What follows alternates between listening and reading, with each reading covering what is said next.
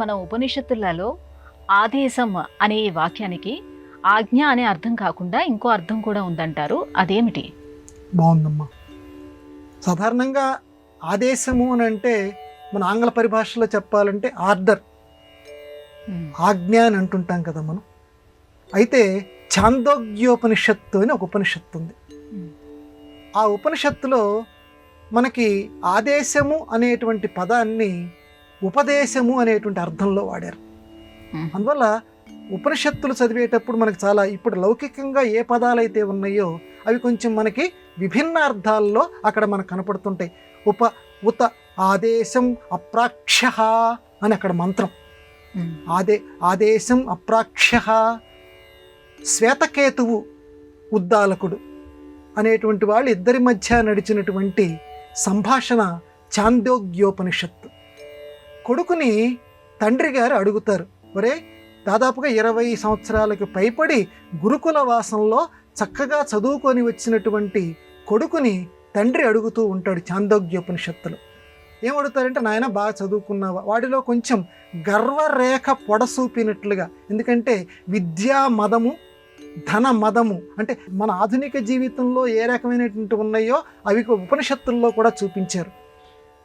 కొంత బాగా చదివిన తర్వాత, అనేక గ్రంథాలు చదివిన తర్వాత, వాడికి ఏం తెలుసురా, నేను ఇన్ని చదువుకున్నాను అని తెలియకుండానే చాలామందిలో ఒక విద్యా మదం లాంటిది ప్రవేశిస్తుంది.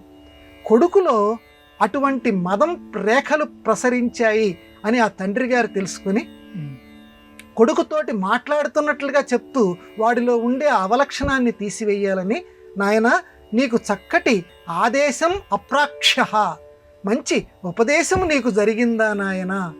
ఏ ఉపదేశం వల్ల అనిత్యం నిత్యం మధ్య భేదం తెలుస్తుందో, ఏ ఉపదేశం వల్ల చెడుతనం పోయి మంచితనం లోకంలో మిగిలిపోతుందో, ఏ ఉపదేశం వల్ల ఈ మానవ జీవితం అశాశ్వతమైనదని, ఆ దైవజ్ఞత్వం చాలా గొప్పదని తెలుస్తుందో, అటువంటి ఉపదేశం నీకు అందిందా అని చెప్పటానికి అక్కడ ఆదేశం అనేటువంటి పదం వాడతారు. అంటే మనం మామూలుగా లోకంలో ఆభరణాలు చూస్తూ ఉంటాం. అక్కడే ఛాందోగ్యోపనిషత్తులోనే ఆ మంత్రంలో చెప్తాడు, మామూలుగా ఆభరణాలు చూస్తూ ఉంటాం, కానీ ఈ ఆభరణాలన్నింటి వెనకాల బంగారము అనేది ఒకటి ఉంది. కాబట్టి బంగారంలో నుంచే ఈ ఆభరణాలన్నీ ఏర్పడ్డాయి.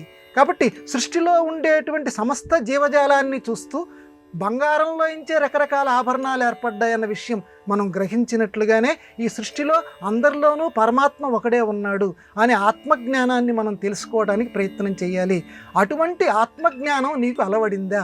అంతేకాని చదువు రాదు, నేనే బాగా చదువుకున్నాను, వాడికి అంత రాలేదు అనేటువంటి విద్యామదం నీలోకి ప్రవేశించిందా? ఆ మాట పైకి చెప్పలా. పైకి చెప్పకుండానే వెంటనే ఆ మాట, తండ్రి గారు చెప్పినటువంటి మాట విన్న వెంటనే ఆ ఛాందోగ్యోపనిషత్తులో కొడుకు అర్థమవుతుంది, ఓహో ఆత్మజ్ఞానం అంటే ఇది, అందరిలోనూ భగవంతుడు ఉన్నాడు, అందరినీ నేను సమానంగా చూడాలి, నేను గర్వంగా ఉండకూడదనే భావాన్ని కొడుకు అర్థం చేసుకుంటాడు.